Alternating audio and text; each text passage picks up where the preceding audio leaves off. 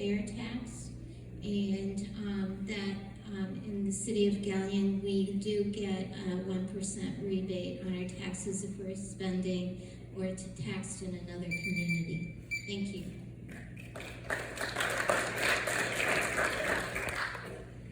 So I was asked this question recently too, and I looked into, like, Bucyrus doesn't use RETA. RETA is just a program that deals with city taxes. West Coast doesn't do city taxes, so I was kind of shocked when we got here, like, oh, you gotta pay your city taxes. What? And looking at that, Galion is 2% city taxes.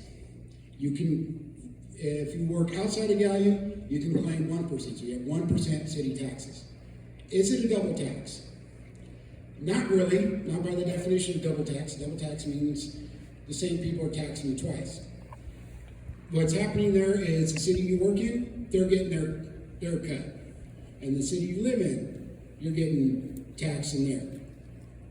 Would it be great if the city you worked in, you got a discount on the city you worked in instead of the city you live in? Because that way, that money would stay here in the city. That would be great, but fortunately, you would need a statewide thing to change that. I would like to look into RETA and find out, are we really making money off of RETA? Like, is it worth keeping? Are we losing more money using this program? How is Bucyrus doing it? What would be better if Galion takes care of its own or farms out to another company? And that's all I gotta say.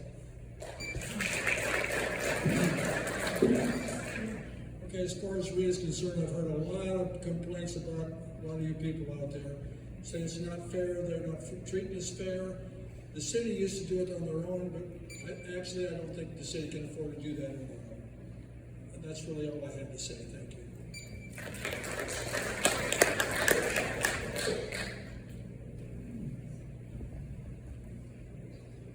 I believe that we need to be clear about definitions here. RETA is not the entity which creates the tax laws for the city of Galion. City Council adopted probably 7 or 8 years ago a new tax code for the city of Galion, and that is where lives things like the reference to double taxation. RETA is simply a functionary. It is a collections agency that the city uses to administer the tax code that the city has actually adopted. Now, Bucyrus does, has been referenced, Bucyrus has their own local income tax department. Does that make sense? Well, I think it's important to realize that you need to make an apples to apples comparison. RETA does more than simply collects taxes. Having been the city law director, I know very well that RETA has a legal team that handles all of our collection activities, or a good portion of our collection activities. That is a valuable service that we would have to pay for locally if we weren't using RETA. They also have expertise. I know that there is a designated RETA interface that the auditor's office uses, and that this is something that we can rely on. They provide us information about tax law and about things that will make our system work better from an efficiency point of view. So I think we have to be really clear about how we make definitions and make sure we're making an apples to apples comparison, but it's absolutely open to being looked at as a possibility. If it makes more sense for us to have local income tax service, then that's something we should consider. But for the moment, I think we need to be clear about what we're talking about.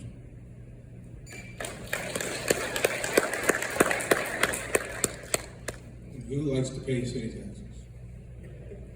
Okay, so what does RETA cost us? They charge us 3% of the funds that they receive for us, and we receive 2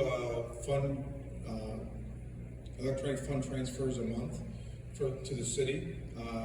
And your local city taxes go into the general fund, into the parks, and into, we call it Fund 103 and 104, but it's your police, fire, and parks levy, and your fire and your police and fire levies that were voted in back around 2013, 2014. That's what they collect.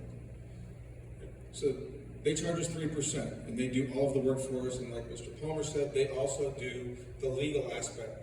People that don't pay their city taxes, they go after them. Nobody likes that, but that's what they do for us. Okay? So if you followed social media, and I had a phone call last week, what did it cost us? In 2024, it cost us roughly $210,000 to pay Rita.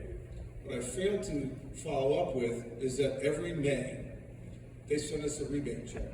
If the expenses for Rita did not hit the 3% threshold, and they say that it should only cost you 2.7, 2.8%, they send us a check back. Last year we got an $80,000 check. 200,000 minus 80,000, $120,000 to collect $7-8 million. If we're looking at, are we going to, is it cost effective? I think the answer is yes. It's going to cost us 1, 2, 3 employees to do this. Start from the ground up again, getting with the local industries, local businesses, and collect that money. And then we're going to have to hire legal counsel to go after those that choose not to pay. As Ms. George said, they follow the Galion codified ordinance. I believe it's section 191. If you want to go back and look at our ordinances, that's what it is. Thank you.